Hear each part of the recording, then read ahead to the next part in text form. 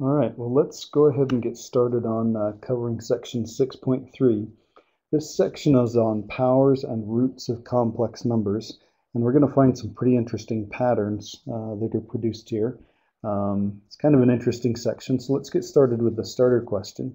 So part A says convert this complex number, so we usually use z to represent a complex number, so 2 plus 2i radical 3 into trig form, and we want to use radians for the angle. And then we want to look for patterns in the following. We're going to take that same number and we're going to square it, then we're going to cube it, and then we're going to raise it to the 8th and see if we can figure out some patterns here. So let's go ahead and convert this. So I'm going to draw, let's see, this is going to be 2. This is going to be 2 radical 3. Here's the real part, and here's the imaginary part. We recognize this right triangle, the relationship between the legs. This is the short leg, and we times that by radical 3 to get the long leg. So this is a 30, 60, 90. That makes the hypotenuse or the radius double that short leg. And we've got a 60-degree angle right here because this is the longer of the two legs. We're going to use that angle in radians, so that's going to be pi thirds. So we're going to write this complex number as the modulus, so 4. And then we're going to have the cosine of pi thirds plus I times sine of pi thirds. So there's our complex number in trig form, and we want to take that number and we want to raise that to the second. So literally what we're going to do is we're going to take this and square the whole thing. So if we write down what that means we're going to have 4 cosine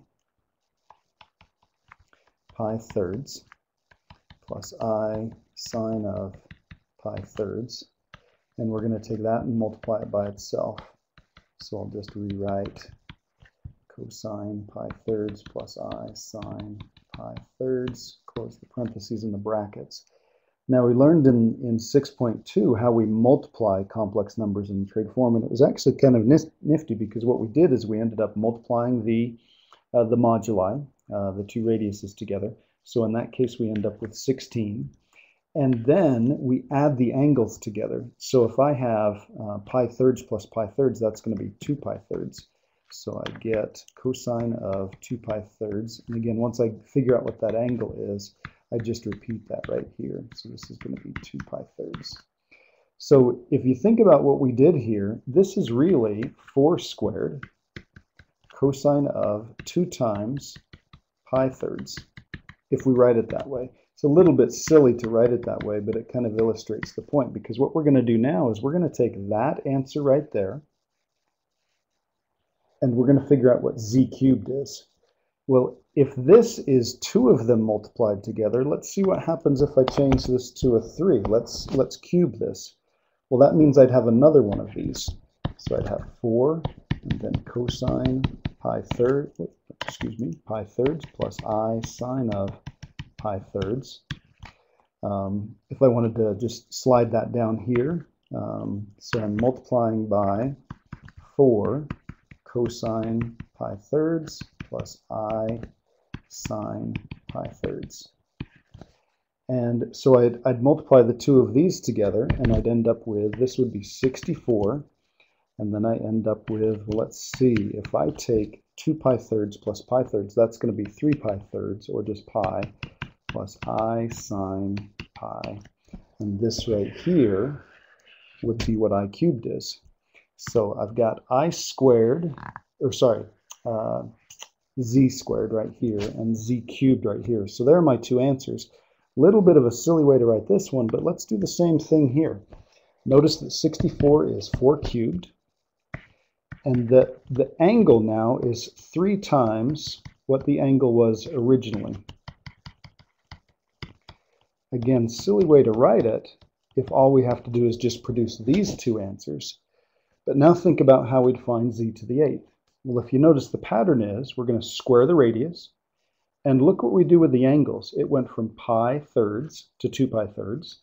When we cubed it, it went from pi thirds to, well, this is 3 pi thirds. So notice that we just multiply the angle by whatever the power is, and we raise the radius to that power. So we can quickly write the answer for this one. This is going to be 4 to the 8th, which is a gigantic number. and then we're going to have the cosine of, we're going to have 8 times pi thirds, so that would be 8 pi thirds plus I sine 8 pi thirds. So let's clean this up just a little bit. Let's figure out what 4 to the 8th is. So we've got, clear this off, get back to the home screen. So we've got 4 to the 8th. So 65, 536. So 65, 536, that's for our radius. And then let's think about this. We're not going to use 8 pi thirds. We always want an angle between 0 and 360. Smallest angle we can have between 0 and 360, or in this case in radians, 0 and 2 pi. So that's going to be 8 pi thirds minus 2 pi, or that's going to be minus 6 pi thirds. So here's what we get. Cosine 2 pi thirds plus I sine 2 pi thirds. Okay, all right. So what we've just discovered here, just in this little exercise, is we've actually discovered something called de Moivre's theorem. Okay, and this is how you pronounce it, de Moivre's. Don't say de Moivre's or anything like that. People will make fun of you. So you want to make sure you get that right. This is called de Moivre's theorem. He noticed this pattern. He was a French mathematician. So if we have a complex number in trig form, and we want to raise that to the nth power, what we do is, so notice with the 8th, we raise the radius to the 8th. So we're going to take the radius, and we're going to raise that to the nth. And then we're going to take the angle, whatever that angle happened to be, so here it's theta, and we're going to multiply it by the power. So this is going to be n theta plus I sine n theta. It's really that simple. It's really a pretty cool pattern. We raise the radius to the power, and we multiply the angle by the power. So let's go ahead and do example number 1. It says given the complex number, find the indicated quantity using de Moivre's theorem. So you'll notice this is the exact same problem we just did up above, okay? And it's literally that quick. But think about what we already had done for us. In order to apply de Moivre's theorem, it's got to be in trig form already. Well, we did that right here in part A. We used it again in B and C, so we were all set here. So think about what you'd have to do. You'd have to figure out, you'd have to go through this little conversion here, 2 to radical 3. You'd have to know the radius, okay, and you'd have to know that angle right there. You'd have to know that that angle is pi thirds. But once you have that, so if I write this angle, or this number in trig form, again, that's the original problem that we had up above. And then literally all we're going to do is we're going to take this and we're going to raise it to the 8th. And when I raise that to the 8th, I get 4 to the 8th. I get cosine 8 pi thirds plus I sine 8 pi thirds. And I'm not going to take the time to go back and do the conversion here. Again, we'd want to be aware that we wouldn't want to leave it like that. And we probably would want to go ahead and multiply that out. That's not too large a number. If you were to get some gigantic number like, 4 billion or something, by all means, don't, just leave it in that form. But we could probably go ahead and change that to the 65, 536. So let's take a look at this problem. This is z to the 7th. So we're going to take that number and raise it to the 7th power. You'll notice that we've got a pretty big advantage right here. It's already in trig form, so that's great. And it's in degrees, a little bit easier to work with. So when we figure out what z to the 7th is, this is going to be 2 to the 7th, and then this is going to be the cosine of 7 times 300 degrees. So that's going to be 2100 degrees.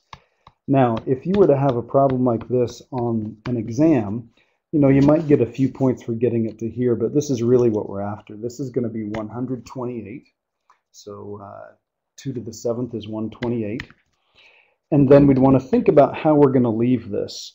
2100 degrees, we want an angle, a positive angle between 0 and 360. So you'll recall from chapter 1, we did some of these. We want something that's coterminal with 2100 degrees. So we're going to take that, and I'm just going to hit enter, and then I'm going to subtract 360. So all I'm doing here is I'm just kind of winding down here, and it's the same as 300 degrees. 2100 degrees is coterminal with 300 degrees, So this is the cosine of 300 degrees plus I sine 300 degrees. And then the only thing that I'd caution you on is you want to be careful here. You want to make sure that you follow the instructions. This doesn't say what form we want to write the answer in. You'll notice this one was in rectangular form. It might not be a bad idea to take this one, or actually this one right here, and put it into rectangular form. This one was written in trig form, so it's probably okay to leave this. But just for the heck of it, let's go through and let's go ahead and change this one. This is going to be 65,536 times, let's see, cosine of 2 pi thirds. That's 120 degrees. We're going to have a negative value right here. It's going to be negative 1/2, and then plus I. This is going to be radical 3 over 2. All right. And then we just distribute that through. So we take half of this, figure out what that is really quickly. So 65,536 divided by 2. So we're going to get, and then if we divide that by 2 and have the I on there, this is going to be negative 32,768. Negative 32,768. And then plus 32,768I radical 3 is probably the best way to write it. So just be aware when you're doing the assignment and when you're working on the test that you make sure you write it in the right form. Normally it will say what form they want it in. So here's what we want to take note of. Again, this section, if you think about it, we figured out that pattern pretty easily. Now we want to think about what's happening here. When we raise it to a power, there were a couple things that happened. Notice that on this one, the original radius was just 2, and then it got to be 128. So it got significantly larger, got huge, in fact. And what happened to the angle is it changed from 300 to 2100, and then just by coincidence on this one, the coterminal angle with this one would also be 300. When we raised it to the 8th power, you'll notice that we changed from a radius of 4 to a radius of 65,000 or so. So gigantic radius, really got large. And the angle went from just pi thirds to 8 pi thirds. And then, of course, that was coterminal with 2 pi thirds. So what we want to think about here is how did that happen? What was really happening when we raised it to a power? So let's think about it this way. Let's say I have a complex number that's right here, okay? It has a certain radius and it has a certain angle right there. Well, when we raise it to a power, two things happen. We take that angle, or let's do the radius first. We take that radius and we extend that radius. We make it much, much longer. So say we make it about this long. And then we don't stay at that old angle. What we do is we start here and it kind of winds this up, kind of like that. So we do two things. Okay, so when we raise a complex number to a power, these are the two things that happen. It scales up or increases the size of the radius. Okay, so it scales up the radius, makes the radius larger. Okay, now if you think about it, if the radius were a number smaller than 1, it would actually make it smaller, but we'll worry about the case where it makes it bigger. And then what it does is it winds up the angle. Okay, kind of cranks this around. We went from 300 to 2100. So it winds up the angle. Okay. Now, if you think about it in those terms, and de Moivre's theorem has some really cool applications in fractals and all sorts of stuff. There's some really wild things that we can do with this particular idea right here. So what we're doing is we're kind of winding up the angle and we're extending the radius at the same time. If you think about it that way, it also will make sense as to how we can find roots of complex numbers. And that's where it really gets interesting. So let's take a look at that. So here's what we're going to look at. Now, we need to think about these questions in a little bit different way. Because if I said, what's the cube root of 8? Everybody would just say it's 2. And if I said, what's the square root of 16? You'd say, it's plus or minus 4. And we could get into the technicalities of those things. But let's just go with that. But I'm going to ask you a different question. Here's the question. Why is 2 the cube root of 8? So everybody knows this. Okay. But why is that the answer? Well, let's think about that for just a second, and it's not too hard. It's because 2 to the third is equal to 8. It's because when you raise it to that power, it equals that number. So 2 cubed would equal 8. Okay, that makes 2 the cube root of 8. By the same token, why is negative 4 one of the square roots of 16? Well, it's because if you take that number and raise it to that power, -4, and we've got to include that in parentheses, you get the correct number right there. So let's look at the definition of the root of a complex number. So I'm going to use the letter W to represent a complex number, and we're going to say that's the nth root of z if this is true. So let's look at this problem right here. 2 is the cube root of 8 because 2 cubed is equal to 8. Well, what would make this the nth root of z is if I were to be able to take that number, just like I took 2, so this is going to be a plus bi, raise it to that power, okay, just like I took 2 and cubed it, so this is going to be to the nth power, and it equals that number right there. It equals the correct number, just like 2 cubed equaled 8, okay? So just like 2 cubed is, 2 is the cube root of 8 because 2 cubed is equal to 8, all right? So if we know how to find the power of a complex number, let's think about how we'd find the nth root of a complex number.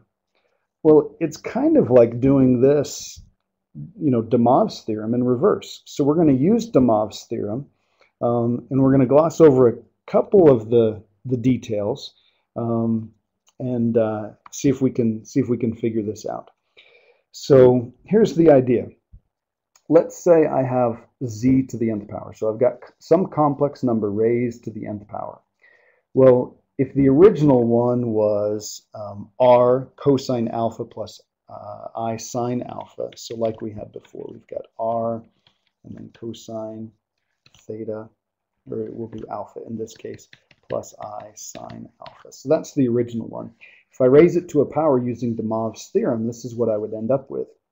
Well, what if I wanted to turn back around? I didn't want the nth power of z. I wanted to get back to z. So what I'd be after is I'd be after the nth root of both sides of this equation.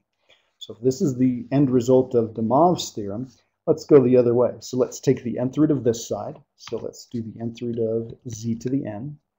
Then I'm going to do the nth root of this side over here. So that's going to be r to the n. And then I've got cosine n alpha plus I sine n alpha.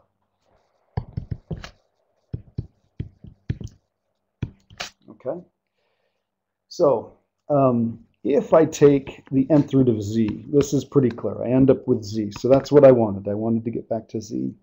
And you'll notice I can use the property of radicals to break this up. So this is going to be r to the nth, and then I'm going to have this quantity right here, the nth root of n alpha plus I sine n alpha. Okay, so that's what I've got underneath there. Well, it's pretty clear what to do with this. Just like over here, this is like having the square root of x squared or something like that. So this is just going to give me r, which if you think about it, that kind of makes sense right there. Then the question is, what do I do with this? How do I find the nth root of this ugly mess right here? Okay, so if you think about it this way, if we multiplied the angle by n when we raised it to the power of n, well, it stands to reason that if we're taking the nth root, okay, remember what the nth root is? So if I did a square root of x, that could be written as x to the 1/2, okay? So instead of multiplying, we divide by that power right there, divide by n, okay? So we're going to divide by n when we're finding the nth root. So here's what we end up with. And I'll say end up with just kind of as a caution. So we're going to have n alpha over n plus I sine n alpha over n. So I get z equals r, and then I get the cosine of alpha plus I times the sine of alpha, which is kind of what you'd think. Take the root of the radius. That makes sense. It's kind of like when we squared the radius or raised it to a power. And then instead of multiplying by n like we did here with de Moivre, or up here with de Moivre's theorem, we're going to divide it. So instead of multiplying, we're dividing. Instead of raising to a power, we're taking the root of that number and that sort of thing. And it would be really nice if it were literally that simple. It's not quite that simple. Okay. So let's just write down what we were talking about here. So if I took the nth root of a complex number in trig form, I take the nth root of the radius, and I take whatever the angle was and I divide it by n. Okay, so it would be really nice if that were the formula, but it's not. It's really close, and we need to talk about why. So here's the actual formula. So you can flip your page over and let's fill this formula out. So if z is a complex number in trig form, then the nth root of z is going to be, well, we're going to raise the radius to the 1/nth power, or that's going to be the nth root of the radius. And then we're going to have this weird expression right here. It's going to be the angle divided by n, but it's also got this 2k pi here. And notice that both of those are going to be exactly the same. Okay? So this is what we get. And then it's got this funny thing right here where k equals 0, 1, blah, blah, blah, all the way up to n minus 1. So if this were a fifth root, we'd do 0, 1, 2, 3. This would be 5 minus 1, so that would be 4. So we do 0, 1, 2, 3, and 4. We'd plug that in for k, and then we'd figure out what the answers are. So if you think about it, we actually end up with several answers that come from this. So the question here is, where did the 2k, the pi, and the n minus 1 come from? So there's the 2 pi, there's the k, and there's the n minus 1. Where would those show up? And why would this have to be part of the formula? Well, let's think about this for just a second. There are a couple of things that happened when we raise a complex number to a power. The first thing that happened was we scaled up the radius. Okay, we made that a lot larger, and we wound up the angle. So we kind of buzzed around there like that. Okay, well, when we find the root of a complex number, we need to do two things. We need to scale down the radius. Okay, we need to shrink that back down to size, and we need to unwind the angle. Okay, so let's use our example that we had before. Okay, so we had this right here, and let's say that the root of that is about that long, and it happens to be at this angle right here.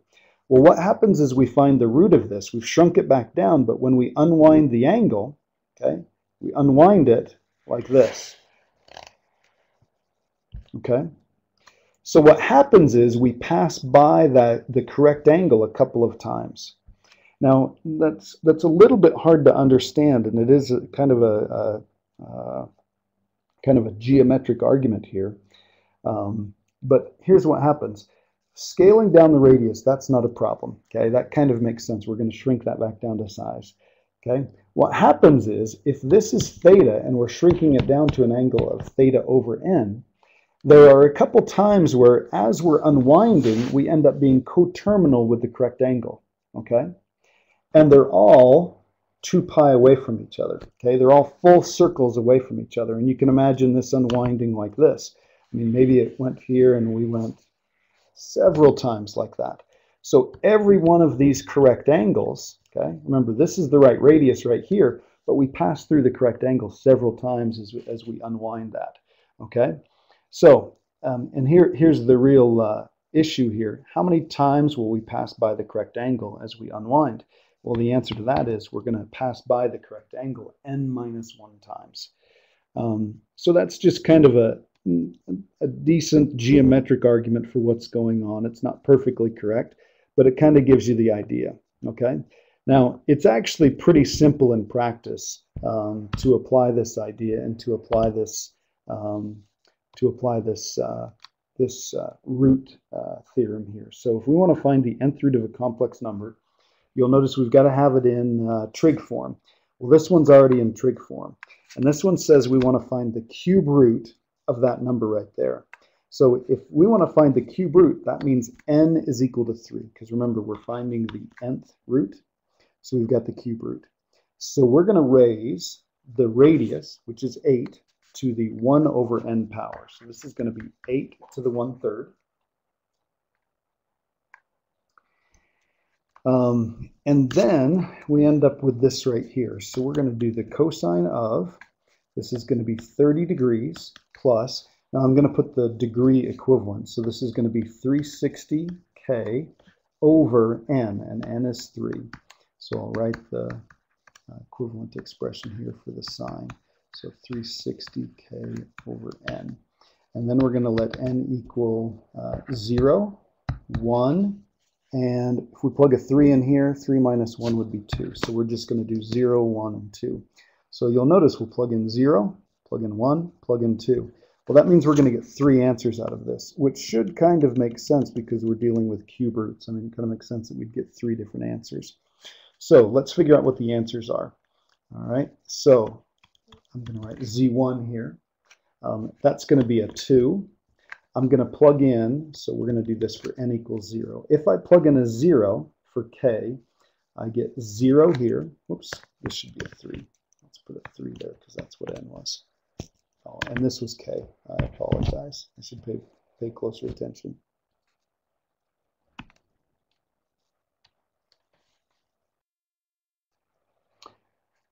Sorry about that. Just want to make sure we're clear on here. So this is the radius to 1 over n is 3, and then this is the cosine of theta, whatever the angle is, plus 360k if we're working in degrees, divided by n. So that's got to be a 3, that's got to be 3. And then it's k equals 0 to n minus 1. So we're going to do 0, 1, and then up to whatever this number is minus 1. So 0, 1, and 2. So if I let k equal 0, let's make sure we're straight on that. K equals 0. So if I plug in a 0 right here, I end up with 30 degrees divided by 3, so that's going to be 10. So this is going to be the cosine of 10 degrees plus I sine of, and then same thing right here. Those are the same expressions, so we're going to have 10 degrees. Okay, then we're going to do the next one. The next one is going to be what we get when k equals 1. So the radius is going to be the same. Then we're going to have the cosine of, let's think about this. This is going to be 30 degrees, and we're going to plug in a 1 right here. So this is going to be 390 degrees divided by 3. So this is going to be 130 degrees. Okay. And we've got one more to do. We'll get that when we plug in k equals 2. So this is going to be my third answer. So again, the radius is always the same, so that's going to be 2. And then this is going to be the cosine of, well, if I plug in a 2, this is going to be 30 plus 2 times 360, 720. So that's going to be 750. I take that divided by 3, so this is going to be 250 degrees plus I sine 250 degrees. Okay, so there's one answer. There's another answer. And there's another answer. Okay, you get 3 of them. So if you're finding cube roots, you're going to get 3 answers. Fourth roots, you're going to get 4 answers, and so forth. Okay, it's going to work that way every single time. Now, that's a bit of a pain in the butt. It's worth thinking about how that formula works, why it works the way it does. But in practice, we can make this a little bit easier. You'll notice that we can take this number, or this expression right here. Let's take this and write it as 30 over 3 plus 360k over 3. Well, that's 10 plus 120k. So if I plug in a 0, that's just a 10. If I plug in a 1, that's going to be 10 plus 120, so that's going to be 130. And then if I plug in a 2, that's going to be 10 plus 240, so that's going to be 250. Now, it's worth figuring out why we wouldn't plug in a 3 or a 4 and so forth. Let's see what would happen if we did that. If I plugged in 3, this would be 10 plus 360, so that's going to be, that would be 370. And the problem with having another answer right here, I mean, and just continuing on in that fashion, is think about this. What is 370 coterminal with? It's coterminal with 10 degrees. So once we get all the way around the circle, it's a little bit pointless to keep going like that. Those are the only 3 answers. Anything else would just be coterminal with one of the answers that we already have. Okay? So the quick way to do this one is take the angle, 30 degrees, divide that by 3, that's going to be 10 degrees. Take 360 divided by 3, that's 120 degrees. And our first alpha, our first angle would be 10 degrees. Our second one, we add 120, so that's going to be, whoops, that's going to be 130. And then we add 120 again, that's going to be 250. If I continued adding 120, again, I'd get to 370, which is coterminal with this one. So those are the only 3 angles that we're going to use here. And then the radius is always the same, like we figured out that the cube root of 8 was 2. So now that we've got that idea handy, let's do this problem right here. So we want the 4th roots of 81 cosine 300 plus I sine 300. Now we want the fourth roots. So this is going to be the fourth root. So n is equal to 4. Okay. Remember in this problem right here, we want the nth root. So if we want the fourth root, n would be 4. So we're going to take the fourth root of 81. Fourth root of 81 is 3. Okay, so we've got our radius. Then again, we'll do this the easy way. Let's take 300 and divide it by 4. That's going to be 75. Let's take 360. Okay, so we're breaking up this circle right here. What we're doing is we're taking 300 plus 360k and we're dividing it by 4. So we do that problem right there. That's the 75. Divide by 4, that's going to be 90 degrees. Okay, if I divide that by 4, there's my 90 degrees. So my first angle is 75 degrees. Okay, my next angle, we're just going to add 90. So if I add 90 to that, that's 165. Whoops, 165. If I add 90 to that, that's going to be 255. And if I add 90 to that, that's going to be 345. And again, I know I've got to stop right here because if I add 90 to that, that's going to be 435. Subtract 360 from that, that's going to be 75 degrees. So this 435 would be coterminal with 75. So we'd stop right there. So one way that you can write this, and I kind of like writing down the answers like this. So this would be Z1. The radius is 3, cosine 75 degrees plus I sine 75 degrees. The next answer, 3, cosine 165. And if you wanted to just do the arithmetic that we did right here to produce 75, 165, and 225, or 255, you could do that right here. And it doesn't really take that much time to write these down. Of course, you can reduce the amount of writing you do by writing that shorthand in cis notation. So here's the last one. So this would be the cosine of 345 plus I sine 345. Okay, and those are the answers there. Or we could do a little bit of shorthand on this problem and write it this way. We could say z is equal to 3 cosine alpha plus I sine alpha, and then say alpha is equal to 75, 165, degree symbol on there, 255, and then 345. So that way or this way, this is kind of a nice shorthand right there. Okay, either way would be fine. Okay, now the cool part about this is we can actually notice a pattern if we were to plot these. So this one is 2 units long at 10 degrees. So let's say that is 2 units long. It's right there. This is 2 units long at 130 degrees. So we'd be about right there. Okay. And this is 2 units long at 250 degrees, about right here. Well, if you notice something about these, that starts at 10 degrees, that's 130 degrees, and that's 250 degrees. We can kind of geometrically see why those are the only 3 answers. They are all equally spaced around the circle. So this is 120 degrees here, 120 degrees here, and 120 degrees here. So whether you called that 370 like we did earlier, or whether you call that 10 degrees, it works out like that. So let's take a look at this one right here. 3 units long at 75 degrees, so that would be about right there. 3 units long at 165 degrees there.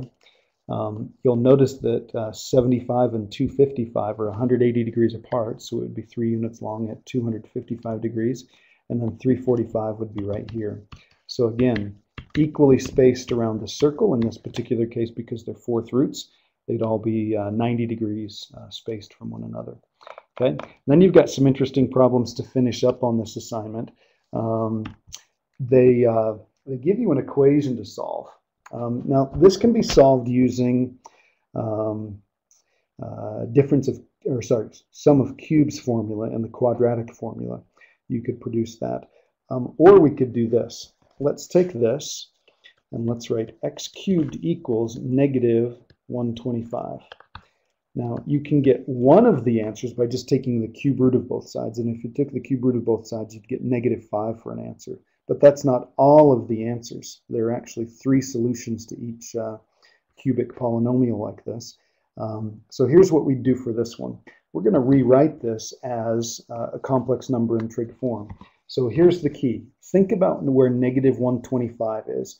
-125 is a real number. It's over here. It is 125 units from the origin, and the angle from standard position would be 180 degrees. So we're going to write it this way. It's 125 cosine 180 plus I sine 180. And then what we want from this is we want the cube roots. So we'll take the cube root of this whole thing. So we're going to take the cube root of 125, so that's going to be 5. We're going to take the angle and divide by 3, so theta to start with is going to be 60. And then we're going to take, let's see, that's going to be 360 divided by 3 with a k on there. So the angles that we're going to work with are 60 degrees plus 120k. So here are the answers. 5 cosine, let's use a theta, plus I sine theta. And the thetas are 60 degrees, 180 degrees, and let's add 120 to that, so that's going to be 300 degrees.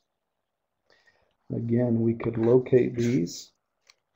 5 units at 60 degrees, 5 units at 180 degrees, and 5 units at 300 degrees. See how they're equally spaced. Notice that this one, if it's 5 units over here, that is -5. That was that answer that we thought of just by taking the cube roots. So let's go ahead and figure out what each one of these are. This would be 5 cosine 60 degrees plus I sine 60 degrees. The next one is 5 cosine 180 degrees plus I sine 180 degrees. And then 5 cosine 300 degrees plus I sine 300 degrees. So I'll zoom in on this so we can take a better look at it. So this is going to be 5 cosine of 60 degrees is 1/2. And this would be I radical 3 over 2. So we get 5/2 plus 5I radical 3 over 2. There's one of the answers. This one's going to be 5. Cosine of 180 degrees is -1. Sine of 180 degrees is going to be 0. So this is just -5. There's the answer that we talked about earlier. And then here's the last one. This is going to be 5. Cosine of 300 degrees, that's going to be +1/2. And then this is going to be, let's see, sine of 300, that's going to be negative radical 3 over 2. So we've got an I on there. And so the last one is 5/2 minus 5I radical 3 over 2. Okay. Now, if you've caught all of this and are fine with it, that's great. I do want to show you one quick thing. Let's come over here. I'm going to make this just a tad bigger, and I'm going to solve this. X cubed plus 125 equals 0. Let's solve this just using algebra. So you'll notice that this is a difference of cubes. So if we do a difference of cubes, that's going to factor to x plus 5. And then x squared minus 5x. Remember that formula from Math 1010. And then 25 equals 0. So that's what I get when I factor that. This does not factor, okay? But I do get a solution from this. I get x equals -5. So there's that -5 I was after. And then if I want to solve this, I can't factor it. I suppose I could complete the square, but it'd be a lot easier to use the quadratic formula. So let's do this. X equals -b, so that's going to be 5, plus or minus b squared, so that's 25, minus 4 times a times c. So that's going to be a 1, and that's going to be a 25, all over 2a, so that's all over 2. So I get x equals 5, plus or minus 25, I'd be subtracting 100, so that's going to be minus 75, all over 2. So if I keep going here, Let's see, that's going to have an I, and 75 is 5 times 5 times 3. So this would be 5i radical 3, and that's all over 2. So the other two answers, one of them is going to be 5 plus 5i radical 3 over 2, and the other one is going to be 5 minus 5i radical 3 over 2, which if you think about it, 5 halves plus 5i radical 3 over 2, 5 halves minus 5i radical 3 over 2. And if we compare those answers with the ones that we got here, here's this one, here's that one, and there's that one. Okay, so hopefully that's pretty good evidence, and I hope that all makes sense. Kind of complicated procedures, but if you think about it and you practice, it actually turns out to be not too bad. So thank you very much and good luck on the homework.